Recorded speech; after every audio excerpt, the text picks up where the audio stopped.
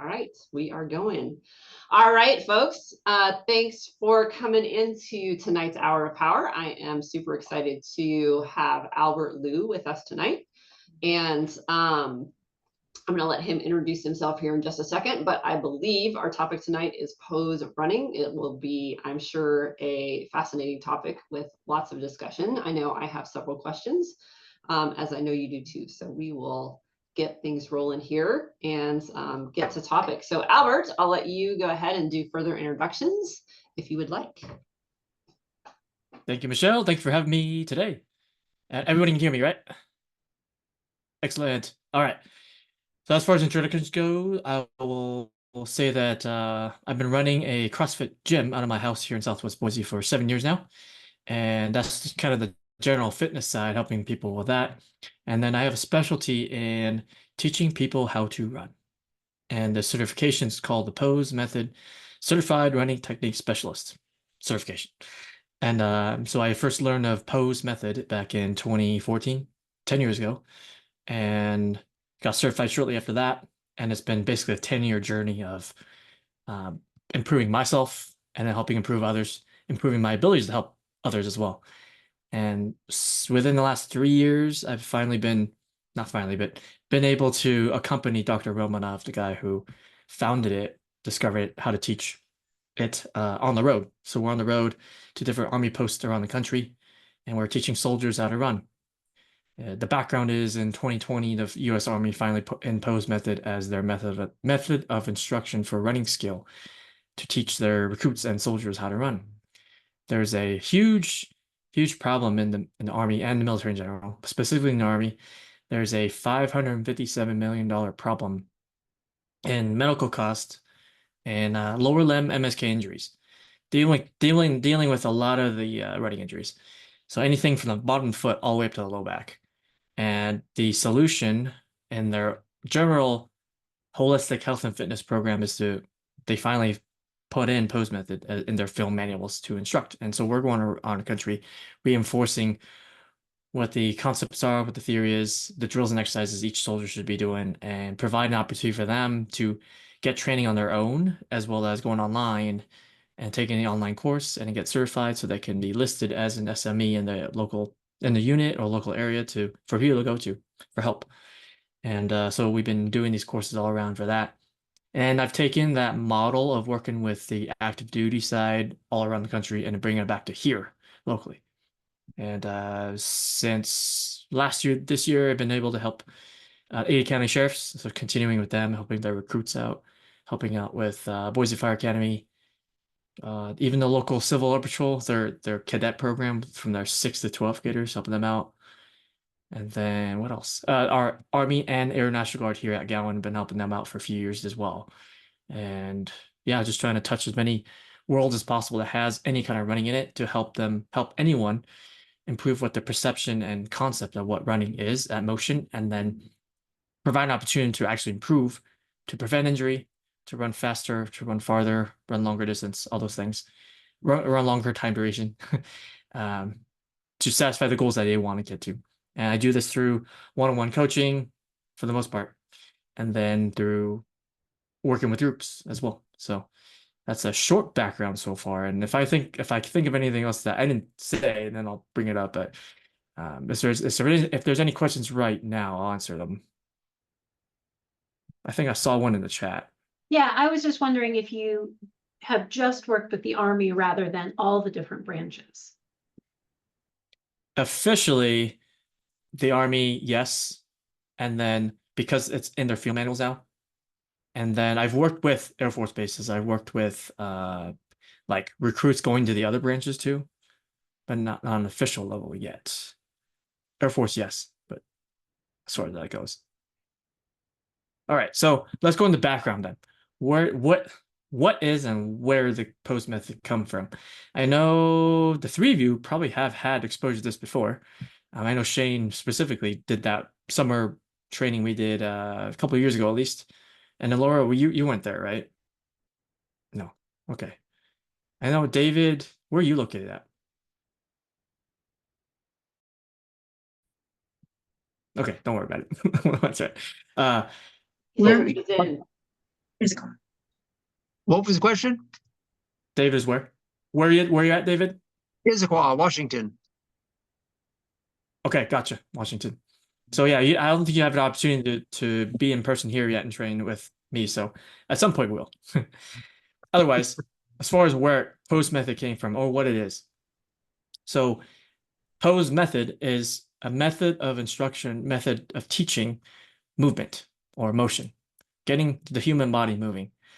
And it deals with knowing how motion is caused first.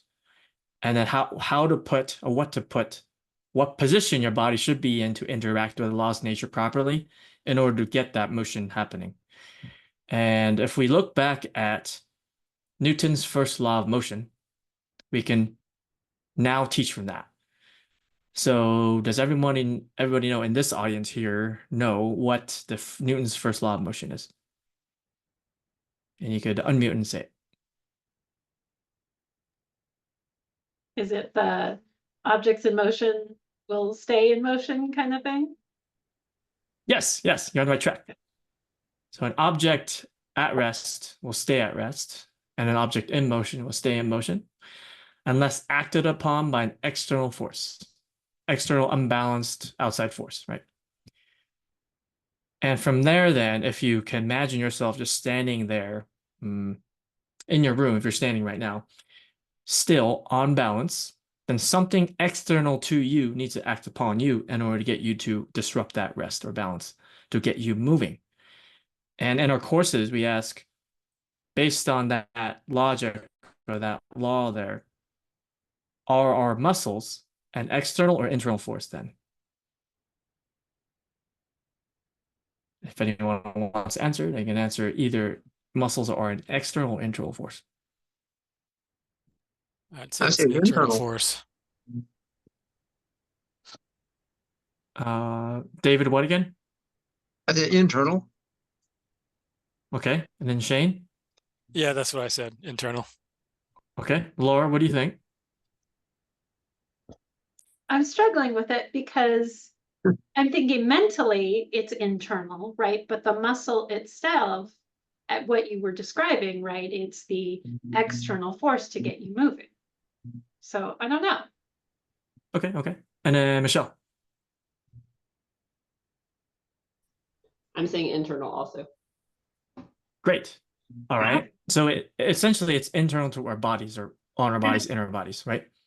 Now, based on that law, then it isn't going to be the muscles that are going to cause us to break that balance and cause that motion for us, or if we're running forward motion, right? Then something external to us needs to act upon us. What do you think that external force is? Some of you might know already. Gravity. Leaning forward. So Shane said it, gravity, right? And David, you said leaning forward. Leaning forward, which would be gravity would be pulling you down or forward.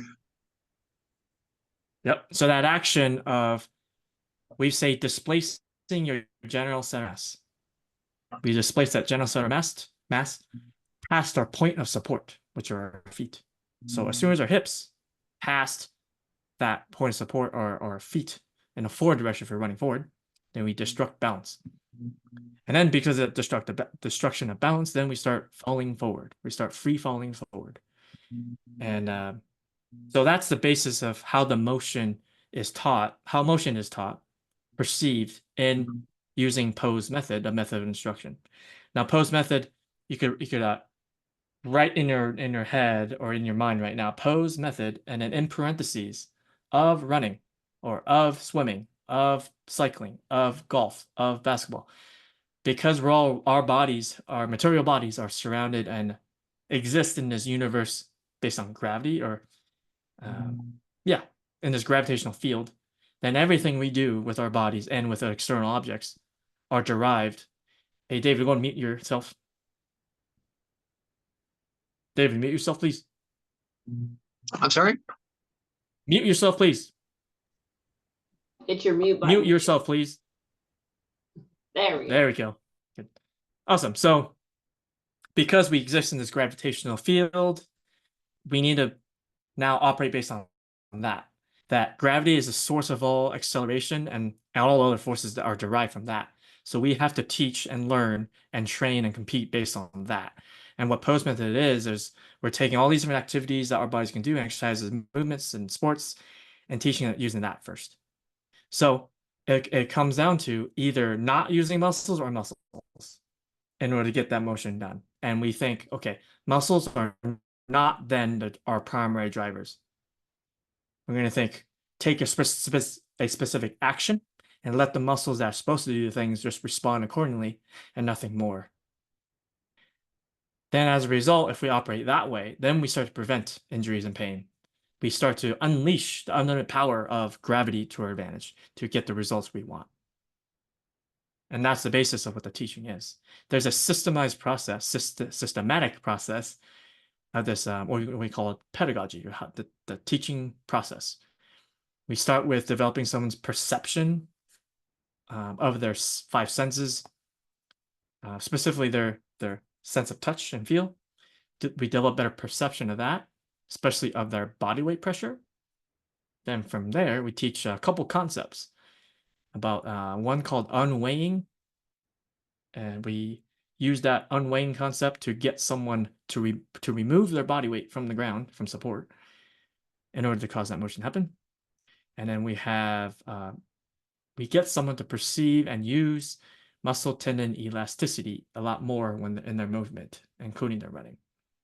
And that provides an additional or free energy, or free force we can take advantage of.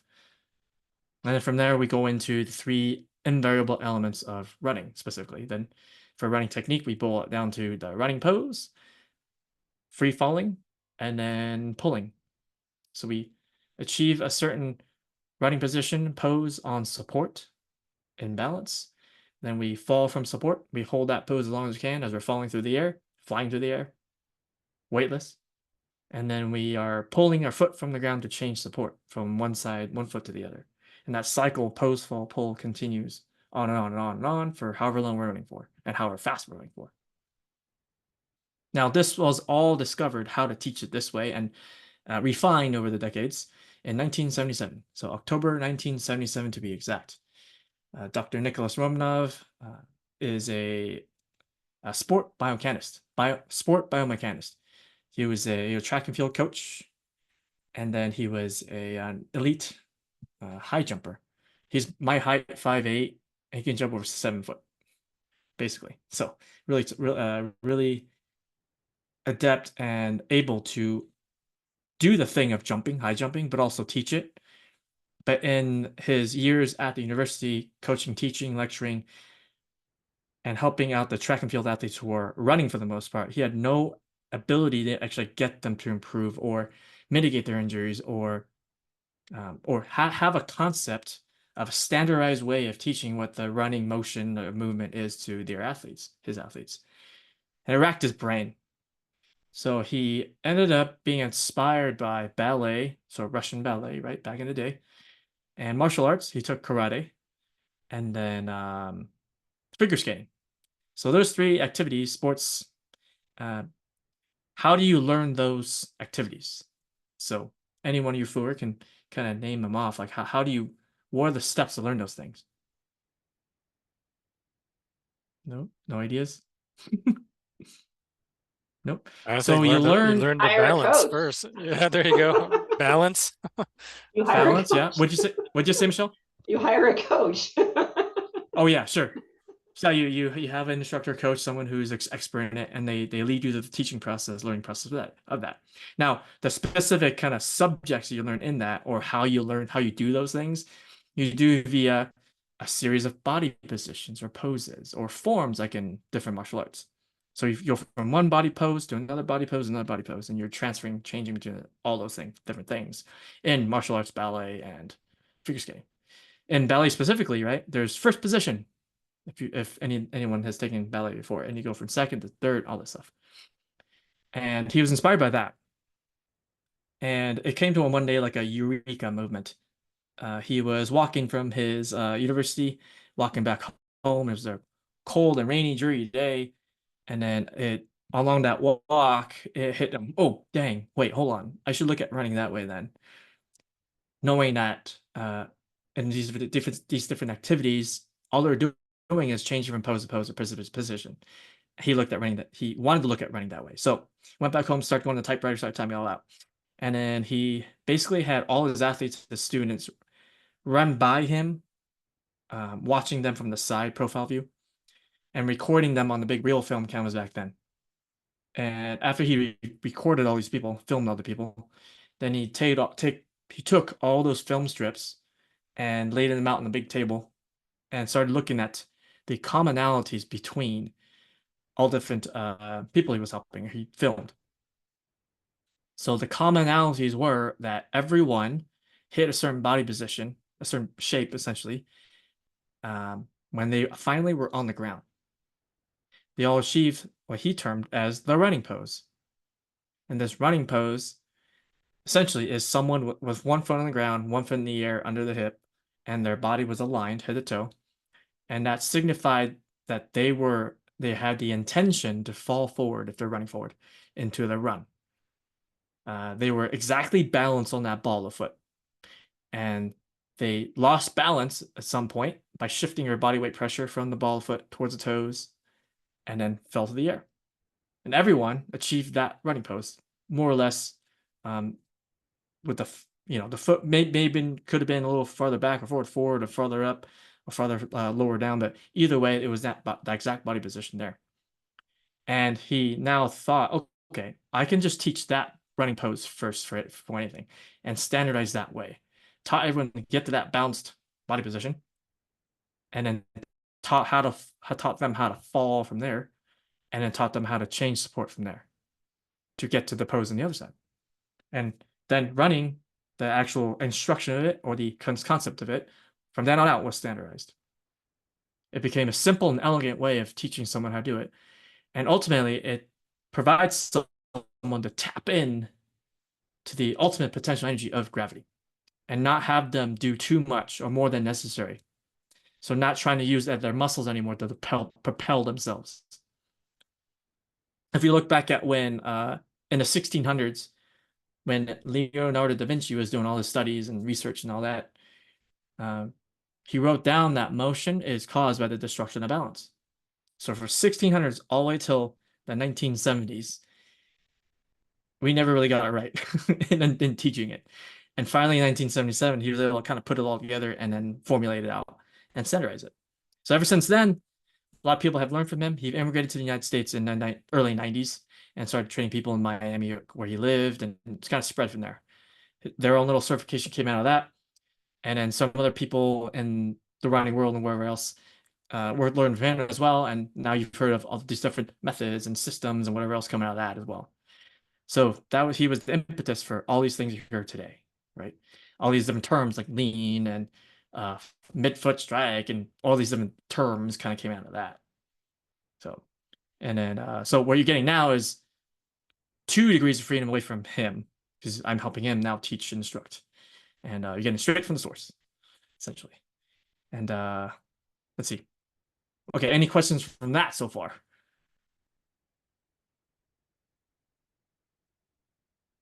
Okay, awesome. And some of you already had some questions listed out. So do you have, what are those that I got to answer right now?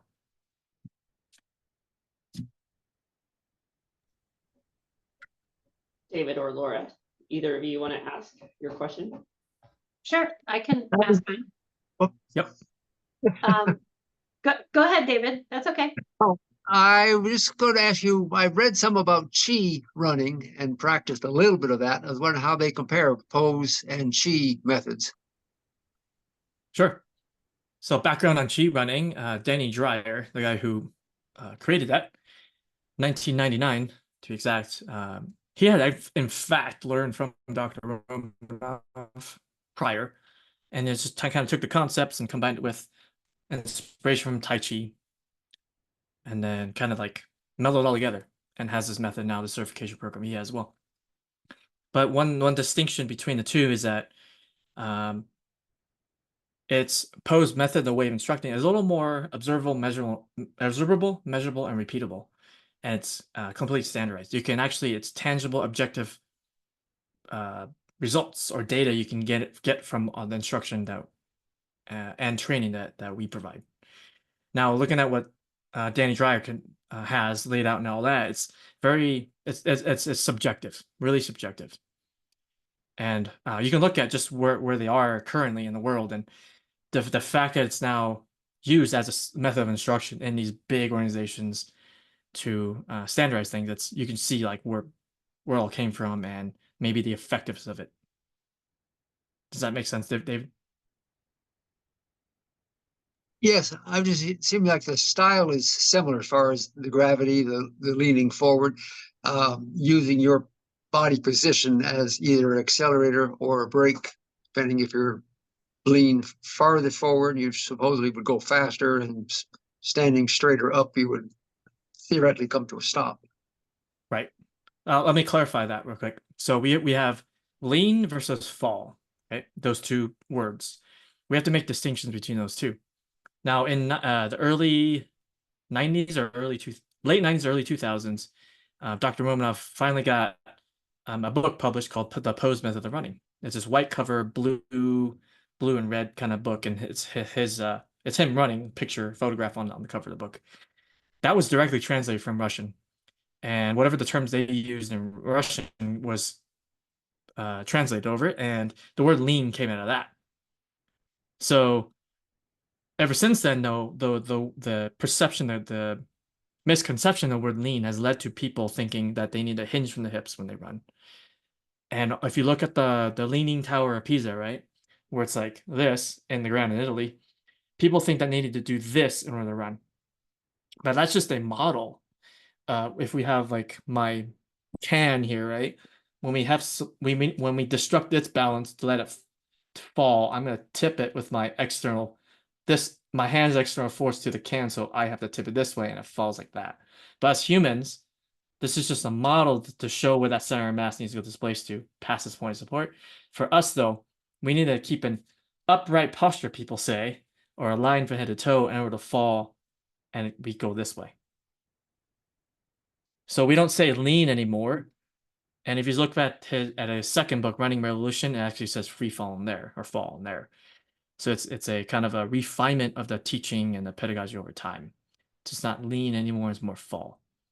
And then when we teach people in these courses, is we reinforce that the hips and shoulders need to come together or move together. And the falling that happens, or running, there's a paper that Dr. R wrote. It's running is basically falling via gravitational torque. And you can look that up. That's what describes how we actually move. And we teach it that way. Does that make sense? David? Yes. So you're on the pose method, there's no lean to it, as opposed like the words described in Chi. Okay.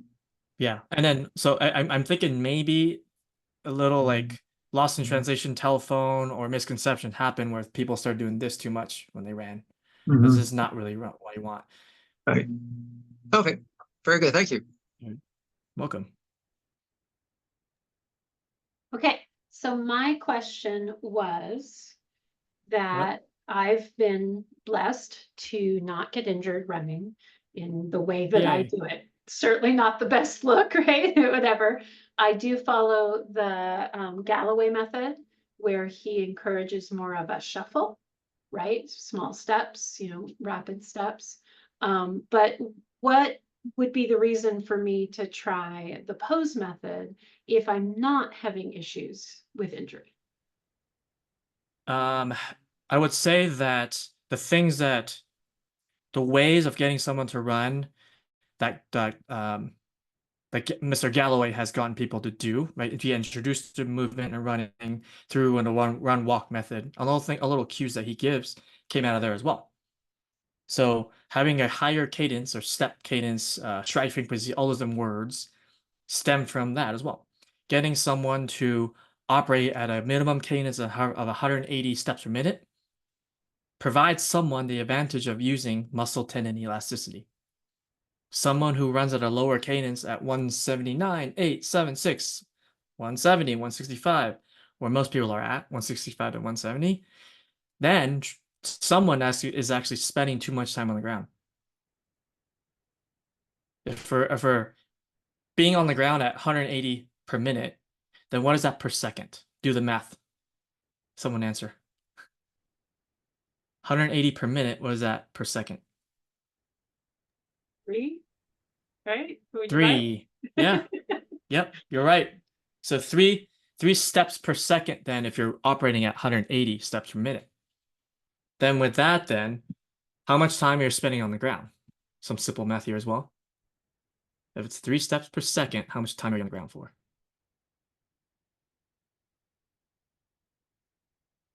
Someone answer, unmute. So 3 steps per second, it would be 90 Uh-huh. steps So it's per minute, right? Michelle, what'd you say? oh, I was just gonna say time on the ground to be like a third of a second. Is that what you're Correct. looking for? Yep. So spending 1/3 of the time running on the ground then. Every step. Where are you with the other 2/3 then? You should be in the air. Correct. Okay. So the idea that what you're trying to do with shorter steps, quicker steps with the run walk, right? The Galloway says, you're trying to do that. You're trying to take advantage of muscle tendon elasticity, this little spring-like effect in our bodies, automatically at that cadence, at that threshold, the minimum. So that came out of that, right? Now, how we actually do it, the action of getting your steps to be shorter or quicker, is what we teach, to pull your foot from the ground. Now, I have to venture to say, maybe on the method you're going through or the training you're going through, it's never been told you maybe about how to actually change support by pulling your foot from the ground. Now, a lot of people have been saying, oh, we need to produce force to get acceleration, to get you moving. Produce force by doing this, right?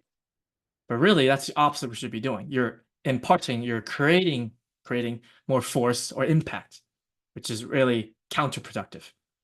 You want to spend as little time on the ground. This is creating more time on the ground. So really, in all, as soon as you make contact, we should be thinking break contact. And that's what we do with the pull. We try to pull the break contact, and then as a result of how much we're falling forward, if we're running forward, then a foot rises up under our hip as a result in magnitude. And we teach, okay, all I gotta do is just fire the muscle just a little bit to break contact and let that foot rise up as a result, and then pulling the other one as a result. It turns into pull in all our steps. That creates, again, as little time on the ground as possible. Michelle? So it sounds to me, Laura, like you're already kind of doing it. You just didn't know you were doing it, and maybe that's Right, what you've done for me in increasing my cadence does, Right. but I've never thought of it in terms of a pull. So that's interesting. It turns out that these 3 elements, pose, fall, pull, that the first 2, pose and fall, are passive. The third pull is the only actionable element we can do. The only actionable thing we do with our brain and in our bodies. So we have to think, pull with every step, and actually makes us pull from the ground. Now, as far as like the progression of the running, run, walk, run for a certain amount of time, walk for another period of time, repeat, right? That allows for someone to maintain quality of running as high as possible for as long as they need to. And then that's a good training progression to get to some maybe distance they want to cover longer. So if I can only run 1 minute at a time at a minimum of 180 cadence, then at that minute at 1 second mark, I start to break down, and my cadence drops and my focus goes away. Then it's my job, my decision. Then I have to start walking. I have to walk until I can get this under control before I can execute again and think pull at that right cadence. Then run again for however long, 1 minute, right? That you hold it for. And then over time, it's okay, can I go to 130 for running and then less walking, and eventually stringing them all together, piecing them together for whatever distance and time you're running for. So the idea that he's trying to get people to run is short segments. We're trying to ensure has high quality execute to the standard of technique as possible. That's the idea. And then what we take in is, it's like any other thing you learn, right? When you first learn how to type, you first learn the home row, ASDF, GKL, semicolon, and you sped up over time, creating those combinations of words, right, into sentences and all that. That's the same thing in this kind of learning, in running learning, swimming learning, cycling learning. We work on the basics first, the actual technique, the standard, and we improve on that over time, progress right from there. And the same thing with what the run walk method is, right?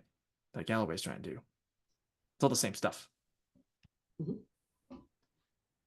No, we just now are signing that, hey, this is the exact body position you need to get in, and then truly know how to actually cause that motion to happen, how to actually propel yourself, and then again how to pull yourself, how to change support from there.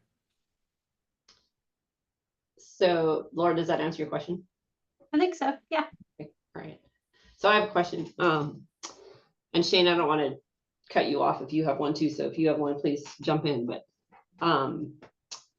so I'm assuming that time frame to adjust to the higher cadence is different based on how, like where people are starting. So if they're starting at, I don't know, 170 or 160, that time frame to get to that 180 is going to be a longer time frame versus somebody who's at a 178. Perhaps. Yeah, speak to that. What's the what?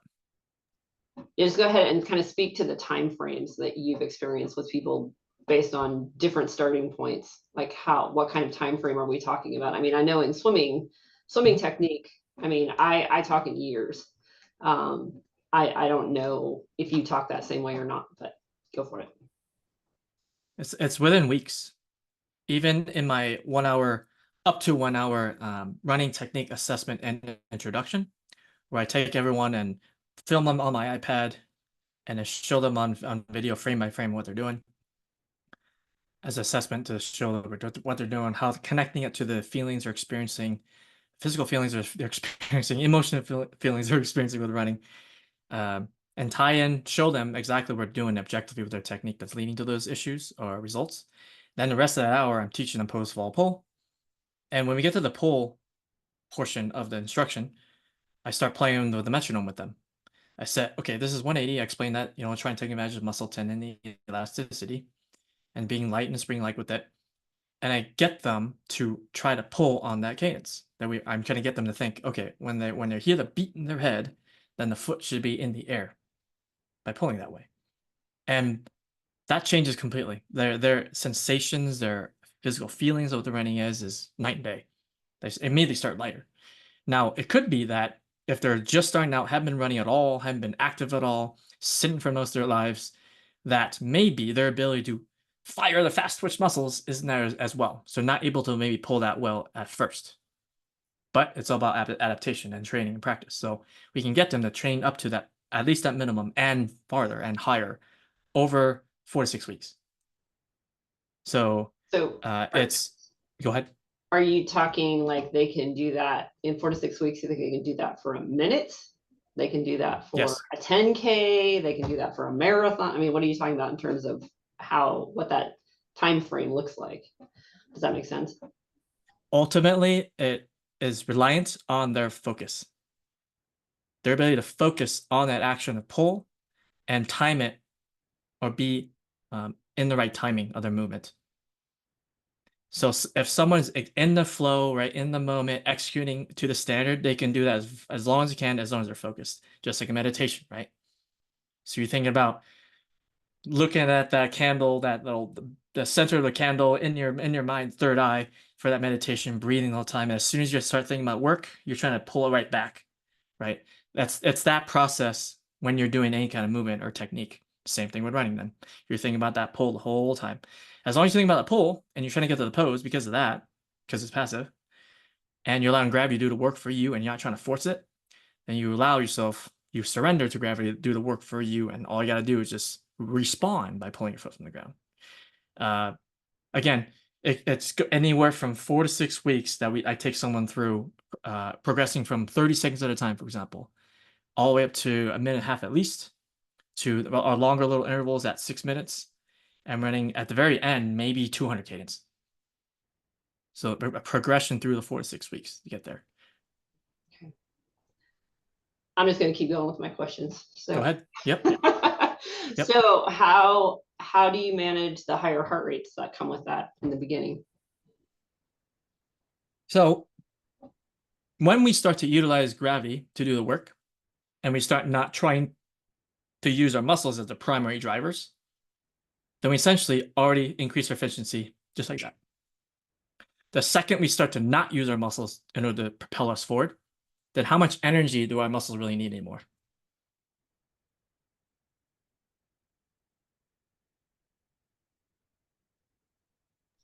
So you're asking a question?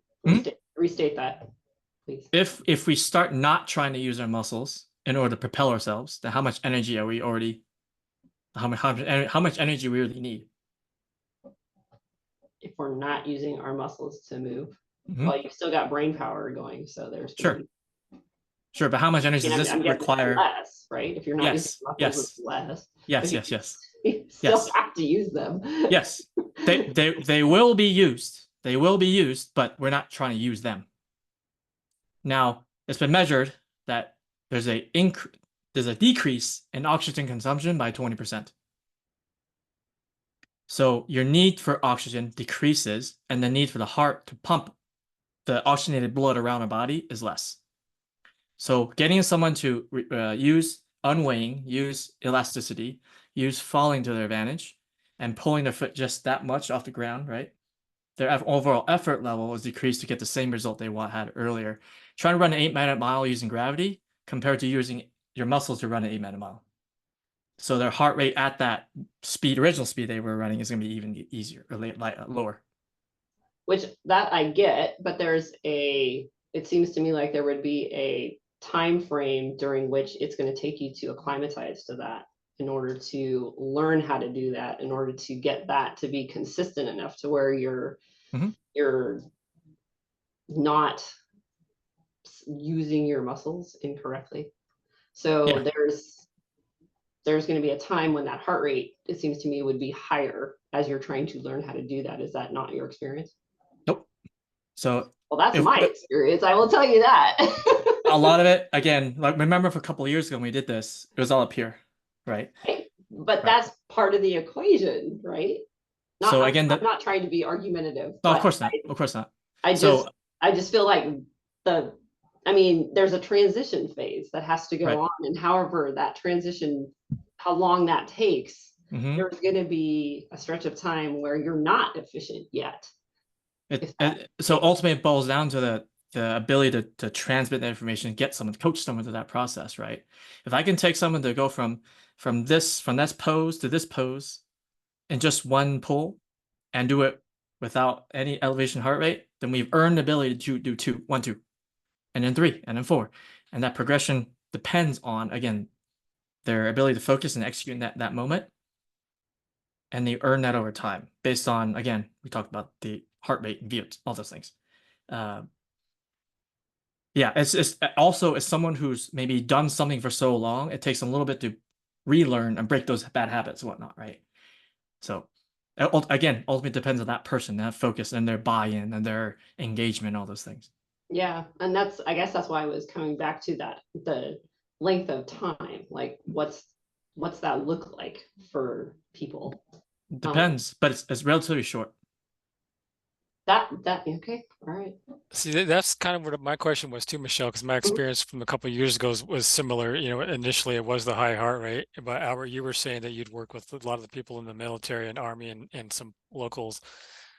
Do you guys do they have heart rate monitors? Do they have Garmin's? Have you done any studies and gathered some data on a small sampling of people that are running poorly or have never run to your method and track that and gather the stats for their heart rate over time, so you can see that they started out, their heart rate was through the roof, and then over that 6-week period it's gotten down to zone 2 for them? I don't have any like that, but I would preface that by saying, sure, I would preface all this whole discussion about the physiology or heart rate in terms of everyone's heart rate, physiology, all those different correlations, correlated data will improve in the direction or the amount of someone's perception improving in the technique. Improve someone's technique, physiology goes with it. So there's no need to try to think about or target improving VO2 max or heart rate or blood pressure, all those things as a definite ending point. We need to first just look at how someone is perceiving body weight pressure and free falling and how to change support properly. Then those other results will happen along the way. So we don't need to focus on those things. So that's why there's maybe very little data on that, because there's no need. All we're concerned about, right, is mile pace, cadence, all those things, right? Fall angle, maybe if we want to go that deep in video analysis. But that's it. That's all we need. So all we're concerned about are results. Can someone get farther than they did before, or faster than before, or have a higher cadence as a result, maybe, right? Does that make sense? Yeah, I just think that, you know, there's, like you were saying, there's a lot of minds to change because there's a lot of focus on your heart rate and your zones and maintaining Correct. those zones for long Right. distance running So versus they a are, 3K. yeah. So they are completely missing the mark. It's like that's not the reason why you're training, right? You're trained to improve skill. You're trained to improve technique. That's Right. the most part. And I any wish everybody competition, thought that. right? So any skill, any activity, sport, competition is a test in your ability to hold technique as long as you can in whatever conditions you're under, whatever stressors you're under, whatever time component thing you're under, whatever the competitors are around doing. You have to focus on yourself and your technique, execute in the moment for however long you need it for. The ultimate competitor is focused on themselves, use their technique to beat others and their results. Hands down, that's it. So all the other correlated factors, they just happen. They just result if their perception of the execution improves. That's it. So all the training we assign people, Michelle does for average people, right? We're helping them maintain technique or improve and maintain over time. And this turns into a long-term, lifelong journey. And I say that we're supposed to you earn more distance, speed, weight over time based on your execution of technique. Like I said earlier, if I can only run 1 minute and then have that focus for just a minute, I should only operate that much only, and that's it for that day, for example. And then drill, practice, and then try that 1 minute again and see if we can break that to 105, to 110, to 130. And I earn that over time and maintain highest quality as possible over time. And that's how training should be. It's not pounding your head in the ground, slamming the ground, pounding the pavement. People say all the time. It's not that anymore. You have to. It completely elevates the activity you're doing in your mind and others' mind's eyes, and you'll get to see the true results over time, like that. If you really emphasize high quality work, then as a result, maybe your volume is lower, that the wear and tear people are experiencing is even less. Right? Does that make sense? Yeah. Yeah, along with that, like you were talking about your cadence of 180 is kind of the minimum, and then you go up from there. Does that vary very much based on the height of a person? Like, are tall people kind of have a lower cadence because, you know, they have longer legs versus a short person? Does that play Right, into it at yeah. all? I think you can really picture this, or maybe you experienced before, right? And even that summer we were practicing, you're taller than me, right, Shane? Can't remember. Yeah, I'm about 5'11". Right, right. And you probably have just a little taller inseam, longer inseam than I have. Yeah. And if we were to run both an 8-minute mile pace, this is me, then your feet will move slower if you're maintaining 180 here at 8-minute mile pace, and I might be operating at 182, for example. Because you, as a longer limb, taller person, can hold your running pose as longer than I can. You can free fall more in that pose longer than I can. And I have to pick up my feet, pull my feet up to get to that pose more. That makes sense? I think so. And then as a result, if we start increasing our uh, fall angle, that we're both running faster. Once we start to accelerate to 730 together, to 715, to 7 to 6, our cadences will increase in magnitude as well, in the same factor, essentially.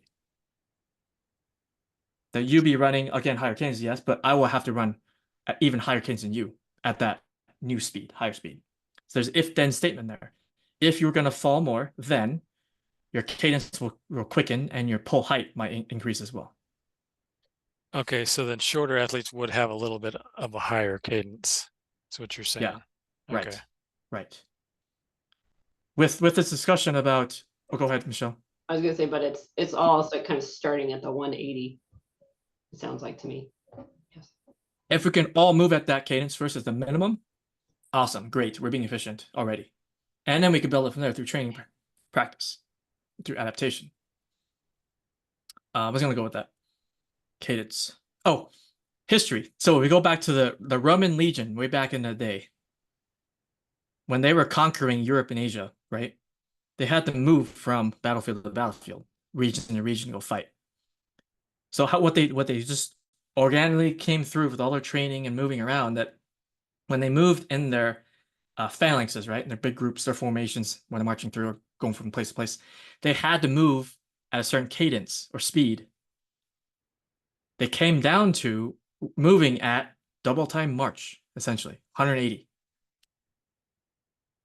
Those suggestions in that military all the way down to the centuries till now, our army, our Air Force, Marines, when they're taught how to march, there's a specific cadence that the one kind of marching cadence they're taught to do it. And that's double time march. And they're supposed to move their feet at that 3 steps per second to provide efficiency in their moving. So it's this thing at 180. It's there. It exists in nature if we interact with our support, our nature, in the right way, in the right rate, and we can fully utilize that. And there's people out there that say, "Hey, cadence doesn't matter. Don't worry about it," or everyone has a natural thing, whatever, their own little inherent way of moving. Or no, it's all based on physics. If you're spending 1/3 of the time on the ground, that's the best, right? Or at the minimum, then we can increase from there. If you're spending 200 cadence, 200 steps per minute, then how much time? Well, it's got to be less than 1/3, right? If you do the math. So you're spending even less time on the ground with a higher cadence for the time you're running for. If you kind of zoom it out, if you're running a 4-hour marathon, right? And if you're running 180 cadence all the time, spending 2/3 of the time in the air, what's 2/3 of 4 hours? Doing some math here on the calculators. So however many hours that is, you're spending in the air compared to being on the ground. And that's in the air is where you're not going to get hurt. All right. So just doing a little heads up. We're at Yep. 9 minutes left. 50. Yeah, or 5:51. I have one more question, but if other people have them, please jump in. Otherwise, I will ask mine. Okay, I'll ask mine. What would you say the opponents say about pose? Because I know there's lots of them out there. Yeah, what have you heard? Oh, I'm asking you first. Okay. Go for it. What would you say that they say? Well, like I said, people have said that, oh, everyone has their own unique style. They don't even think about it, right? Because they think it's such a natural thing, natural running, right? If you look at the word natural, what's the root of natural?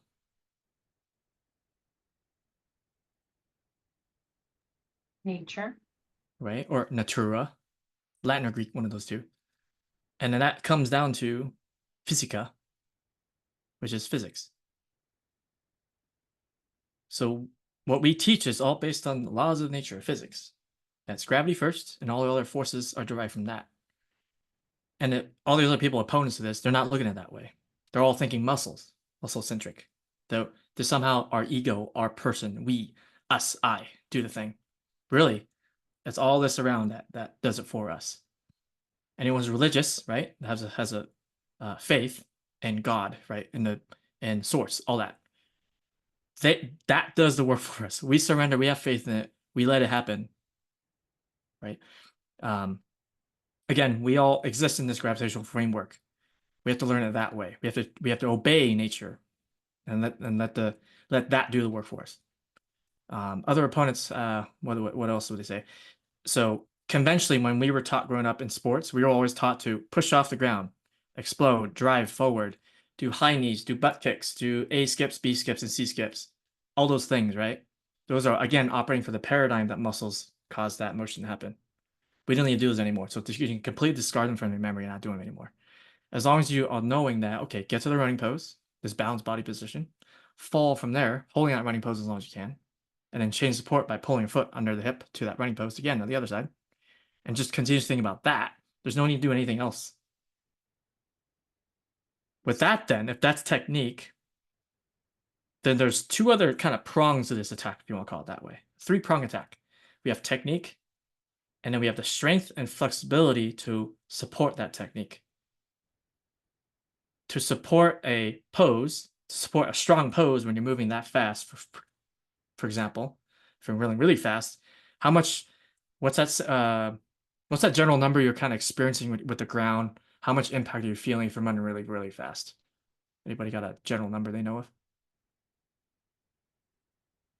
Isn't it No. like twice your body weight when you At first least. strike the ground? Yeah. At least, right? So when your foot comes on the ground underneath you, ideally, right? Or close to underneath you as possible, then the amount of body weight pressure is coming down is a lot. 2, 3 times, 4 or 5 if you're sprinting really fast. Then you need to be strong enough to handle the loads that impact. So holding the running pose in static positions, having good core strength, we say, right? All the time. Hip strength, hamstring strength, all support pose, fall, and pull. And then to support very fast running, you're going to have very large range of motion of your joints. Your legs are going to go out wide, right? But eventually come back in that pose on time. But this large range of motion that your joints are going through, you need to have the requisite flexibility for that. The range of motion about the joints. And that goes into the discussion about flexibility here, but we need to now not tense ourselves and stretch certain muscles to get that large range of motion. We need to think relax muscles, relax tissues to get that joint to move in the greatest range of motion possible. So there's training, there's practice in those three, and all inherent with each other, and they all coalesce. And that's why we teach in our courses and the things people I help around here as well. Okay, what other objections are there? What else have I heard? I can't think of anything right now. What else have you guys heard?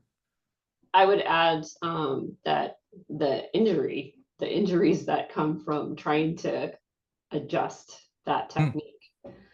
So that's another one that I've heard that people say, oh, I got injured trying to do that. And the physical therapists, I know, have said that too.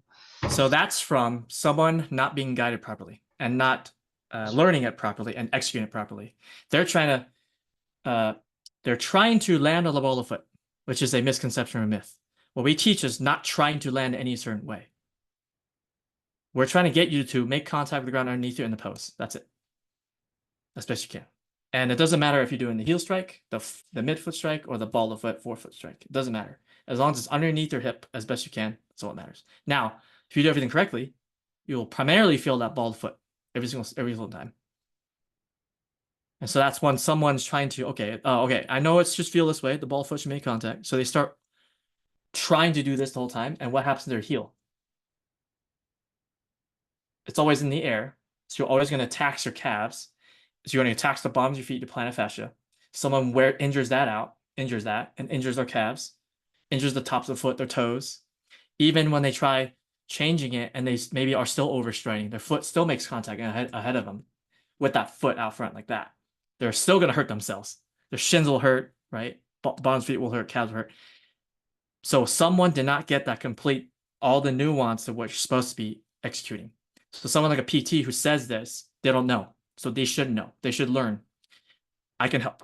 So any of these PTs and chiros and physicians and providers around who tell someone, a patient, to do this, go engage in this journey, they should refer to me at least, because I'm the local SME here. I can help someone through that process. When they're hurt, they go to the doctor, the provider, get healed back to normal. Then I could take them to optimal to actually learn how to do it to prevent that from happening again. So I have all these referral networks with a bunch of PTs and chiros and foot doctors and massage therapists and everyone, and that's been working well. The culture of it is improving. The concept of it, the approach is improving, and I want to try to continue to elevate that through that state. And with people like you guys, you athletes and coaches like Michelle, help me spread that to other groups, other people around, then that'd be awesome, I think. Excellent. Good. Well, we are just, I'm looking right. If I could see my little tiny clock right there without my glasses, we are just about out of time. Anybody else have any last comments, questions? Yes, I have one. Is it possible to learn this method through video as opposed to having yourself as an instructor one-on-one? Yes, I can work with someone over Zoom and Google Meet and all that as well. Oh, okay. Thank So, you. so everyone is interested. If you're not in person, if you're in Washington, for example, then we can meet over this and I'll coach you through it. Again, I'm here too, so if anyone around here, we can meet as well. Okay, thank you. Welcome. Awesome. Good job. All right. Well, thank you, Albert. Always interesting. And it always is. Always love it. It's always great. Always good conversation. And hopefully it helps your practice too, to help your athletes out better. Absolutely. Yeah. Yeah. And I thank everybody for coming in today. It was good discussion, good questions. And yeah, we'll do it again next month. So Thanks, everyone. absolutely. All right. All right. Thanks, Michelle. Parting stuff. Thanks, Thank Albert, for your